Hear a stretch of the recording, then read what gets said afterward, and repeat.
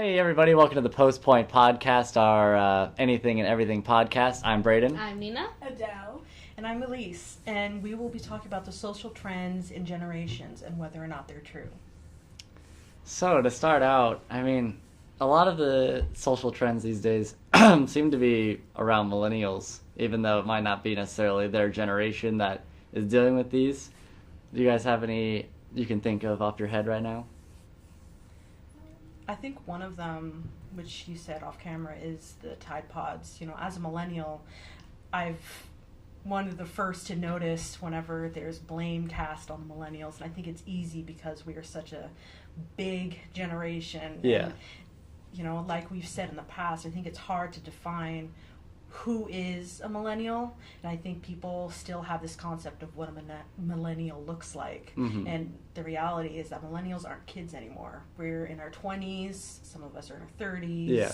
We're in the workforce, we're working, but I think there's some that have this concept that we're these young teenagers or we're these young kids running around, and that's not necessarily the case. Yeah. And I think that breeds stereotypes that many millennials are forced to bear. Yeah, definitely. I feel like the blame on millennials even is like carried over to our generation. Like we'll be like, oh, millennials. Like even though we're not, like technically we're Gen Z, so like we're even the one generation younger, but like we still like put that blame on millennials, you know? Yeah. So it's definitely something that people don't know a lot about. I feel like it's like, oh, they just think everybody young is a millennial, you know? I think that baby boomers specifically like to blame things on millennials, like, oh, you're killing this industry, or like you're killing that, or you're asking for too much of this. And it's like, maybe not. Like maybe they kind of just like want to have like access to things that you guys had access to when you were older, or like maybe it's like maybe these industries don't need to be like thriving in our current society, right? So it's interesting how like older generations will be like, oh, you're killing like the sit down restaurant, like Applebee's industry, and it's like, maybe we don't need Applebee's. It's like we can just call Uber and have it delivered to our house now. It's like, Exactly. I don't know. It's definitely, I think a lot of the blame is from older generations. Like, I don't want to say like they don't get it, but like they don't feel the same passion and like about different topics that millennials and Gen Z would. Mhm. So it's like they just kind of blame everything on them instead of like Yeah. accepting what they're doing these days. Yeah. And I do think like a lot of millennial and younger generations a lot of people don't have that workforce passion as much as they used to. They kind of like, some people do think like, oh, if I just become famous or I do this, like everything will be given to me and they don't need to work. But you still do need that passion that the older generations had. So Absolutely. I think a lot of millennials go into like entrepreneurship now, like they want to start their own business or work on like a startup or something like that. And that's also really interesting too, because that's shaping a lot of our working society, where it's like now we have like a need for people doing like the trade jobs, right? Like we have less people Yeah. into that now. So it's really interesting because I feel like there was like a really large influx with the baby boomer generation, like after like a lot of different things happening in our society, like economically, where it was like, oh, I'll go into these trade jobs and this will be good for my family, versus now it's like I'm choosing to do what I want to do for myself. But that's like a big difference too, is it's like my personal wants versus back like older generations, it's like, how do I take care of my family, right? yeah, So now it's like, I want to do this, or I'm going to travel for myself, or I'm going to do these things, instead of like, I'm going to take a job to help my family, and I'm live with my parents to like help them. Now it's like, I'm living with my parents because I need to, because I want to do what I want to do. Yeah, You know? and you hear that a lot, you know, where I've heard in the news, I think they said it was the millennials that are like, oh, they're the biggest generation to be still living at home. And it's like, yeah, the fact of the matter is that a lot of us can't afford to Mhm. live on our own because rent continues to increase Yeah. year by Mhm. year. And I have friends, you know, that are saying, I can't afford rent and groceries or bills, or if you have student loans, it's like, Yeah. good luck paying for all of that Yeah. on minimum wage. And the fact of the matter is, you know, a lot of us are just trying to survive in an economy that's becoming overpriced. And I think in a lot of ways, millennials are just trying to, and the younger generation are like, you know what, if I'm going to be doing something with my life, it better be something I want to enjoy, especially Yeah. with how much work it takes to get Mhm. anywhere nowadays. yeah, I don't know, it's kind of interesting because I know when we grow up and get into those older generations, we'll be looking down. It's kind of funny because we'll be looking down on those younger generations. And as time progresses, it's kind of interesting that things develop and change. So if we're talking like, I don't know, the 90s, we didn't have a lot of the technology that we have now. And then, of course, technology just keeps advancing and stuff. So I don't know, it's kind of interesting how as you grow older, you kind of look down almost upon those younger generations, but you have to remember you were also that age once. What were you doing at 20, 21? You probably didn't have your life all figured out, you know, so. Yeah. Yeah. If you think about it, like, back, like, when, like, a lot of the old generations were younger, it's, like, smoking or, like, weed or whatever was, like, really not okay, but they all, like, did it, you know what I mean? Yeah. But now it's, like, accepted, and they're like, oh, this shouldn't be legal, this is bad, and it's like, well, you did it yourself when you were younger, you know what it's like, you know? It's a different form of rebellion that I think every generation deals with. Mm. With them, it was presented, you know, it was a time where, you know, there was drugs, it was definitely the period of free love, so they themselves went through that rebellion and fighting against authority and whatnot. And it's just, I think every generation deals with that. And it's just, there's such big differences between the generations that I think that gets lost. And that, you know, it's like every generation has dealt with that. It's just, it translates differently. Nowadays we have technology, so it's definitely more public. So if someone's being, you know, like fighting authority or trying to be themselves and find out who they are, it's definitely more public than it was back then. Yeah, it's definitely weird to think of that sense of it as like I don't post a lot of my personal life and public stuff online, but like a lot of people do. Yeah. And it's like you almost like get too much of somebody's life in your own life. You know, it's like I don't really want to even know like what you're doing. Like I just want to know some things in your life and that's it. But then you're posting like every single day about like what happened, and it might not even be like, oh, I went to like the fair. It's like something that's like completely irrelevant to what people need to know, you know. And yeah, older generations, they never dealt with that, so it's like they were only personal, like talking in person or I guess on the phone sometimes. So it's like that generation gap there kind of can add blame to other things of like, oh, online too much and not being sociable and you need to get out more and oh, millennials, you know. It's like so it's definitely weird having that gap of time. But yeah, like you're saying, like looking back, like let's say when we're 50, 60, like what's going to be around then? Like probably flying cars. Like we're gonna look back and be like, oh yeah, we used to text, but like now it's like I have my hologram. Yeah, like what is it gonna be like? So it's weird to think about that. Another big thing that has been happening is like TV ratings and stuff like that, or even like attendance at sports games and even concerts and events. Like concerts are still pretty popular because it's mainstream media, but it's live, you know. But like you go to an NBA game, and like a lot of NBA has tried to change the time of quarters. They want to make them shorter so that they can get more TV views, because by the third quarter a lot of the views, I don't know percentage, but like a lot of the views are lost because people just lose like interest in it. And I mean that's similar with NBA. I don't think NFL has had that much of an issue, but I know they have got hit. But then like physical like places like golf courses, millennials and younger generations don't want to go spend 2 to 4 hours golfing, so they've lost a lot of interest and a lot of money. So I don't know how to really go into that, but I that's think definitely... people like engagement. They like to be engaged in what they're doing. Like with video games that are like still super popular ever since like the beginning, they've always been like a huge thing. It's because you're engaged in what you're doing. Or like watching a movie, like you connect with like the characters, right? Or like a TV show even. Like less so like on like cable TV, because it's like, oh, I have to sit there the exact time when it comes on and watch it, make sure I watch the whole thing through, right? Because that's another thing too, I feel like with newer generations, is we have this ease of access for things. It's like, oh, what I want right when I want it. You know what I mean? It's like I can go onto Netflix whenever I want and watch a show that I want to see on my own time, instead of being like, oh, I'm going to schedule my day to make sure I hit my 7 o'clock show in the evening. Which is also a thing too, is like people would come home from work and then they would have dinner and they'd sit down and then watch their show while they ate dinner or whatever, and that was like a thing, right? It's like the structure of your day. Versus now, because we don't have the need for that, or it's like not a lot of people follow that idea, it's like, oh, I'm just going to choose to be engaged when I want to. It's a much faster society, so that means that results are expected to be faster. You know, like that translates in all areas. You know, you have people complaining about, oh, they go to a fast food joint and they're like, well, you're not delivering my food fast enough, or whatever. It's like our attention spans are, I think, getting shorter. Seriously, and getting shorter. Yeah. And we may not even realize it. And that doesn't have to necessarily be a negative thing against you. It's just something to be aware of.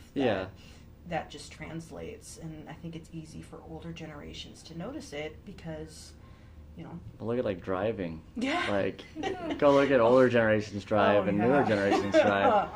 And, like, I'm the same way a lot of the time. But, like, some days I want to literally just go on a drive. And, like, I don't care about going fast. But then you get passed by, like, people going, like, 80 and a 50. And I'm you're like, calm down. I'm like, yeah, I've done that. But, like, I'm like, just calm down a little bit. Like, you know. I've been in cars that are like that, you know, where I know someone where she's that driver you can't stand. She's fast, zooming past people, and you're holding on to the door like, okay, can I please make it there alive? You know, and it's a lot faster society. I mean, you try, and it's just people are expecting you to go a lot faster, and if you don't meet that, what they think is the minimum, it's like you're kind of judged. Yeah, I feel like that even connects kind of back to, like, when we talked about body shaming and stuff. I think that was with Steven, but, like, people expect you to be, you know, the best and famous and all this stuff by the time you're 18, 19, 20 out of high school, you know. It's like they want you to be who you are so quickly instead of by the time you're, you know, 25, 26. So it's like everything, even social media is being pushed faster now. It's like if you're going to be famous, you got to be famous by, like, 18, you know, or it's not going to happen. It's like one of those things where, like, everything is being pushed way faster these days. Absolutely. So. Yeah, I think now our type of entertainment is kind of just drama. So going back to your statement about sports and stuff, I feel like now, since especially like basketball is just back and forth, passing, someone makes like and then to the other side. But it doesn't get interesting until maybe, there's a fight, and then cameras are catching it, then it's in headlines, and then you see now on YouTube there's drama channels, and everyone just loves drama. No one really wants to just watch, I guess, a boring basketball game that people are just doing the same thing. So I think that's interesting, kind of how drama in social media in general is kind of just like advertised. It's a way for them to make money now. I guess that's the way they're making their money. So I don't know. It's interesting. Things that like catch your attention, right? It's like not the everyday. It's like, if I'm watching like a makeup tutorial, it's kind of boring. But then there's like drama with the person who's doing it. It's like, now I want to pay attention. Or same with like sports, right? It's like, this football game. It's like whatever, it's football. But now these two teams that have like a rivalry, and these people are like actually fighting outside of the game. It's like, now I want to pay attention, right? So it's like things that actually draw your attention. Because I feel like nowadays too, because people have such limited time to choose what they want to see, right? Because we're all busy with school and work and trying to keep up a social life, or following your own like hobbies and things, right? It's like, where am I going to put my time at? Like, what am I going to give my time to? What am I going to be like liberal with my time, and where am I going to like constrict that? And so it's like, I want to choose the best things to watch. And so people want to see things that like catch their attention, right? Or things that they're like, what's this? Like, what's happening right now? Like, what's the new thing going on? Yeah, I think that's a big thing, is we don't have as much free time. There are a lot of people that are working, sometimes they're going to school and working at the same time, and if that's the case, you have to do homework whenever you have time, and sometimes you may only have 3 hours, maybe 2 of free time. You're going to be stingy with that time, and you may not be wanting to spend that time doing a leisure activity. You're going to want something that can maybe entertain you for the short period of time that you have, and sometimes you do look for things that are more memorable than things that are maybe at a slower pace. I feel like the millennial and Gen Z generations, it's like you have to be so on top of your life to be able to actually succeed, right? It's like you have to be like getting really good grades, and you have to do extracurriculars, and you have to have like a good relationship with your family, and you have to have enough money to actually pay for things. So it's super hard, I feel like, to succeed now in like the traditional sense of like going to college and getting a career. It's like that's not a viable option for a lot of people anymore, because they don't have the things they need to access that. Yeah. And Not if you to mention, you go ahead. Well, just there's the expectations as well, or just because you have a degree, it's like sometimes that's not enough anymore, It's like, we need 3 years of experience just to get into the entry level. It's like, well, I was busy getting my degree. This is the entry level. Yeah, and it's just like you said, it's getting harder and harder to succeed the way society expects you to, and if you don't, it's like times you're getting opinions thrown at you from both ends. You know, you have the older generation that are like, oh, well, if you had worked harder, or back in my day.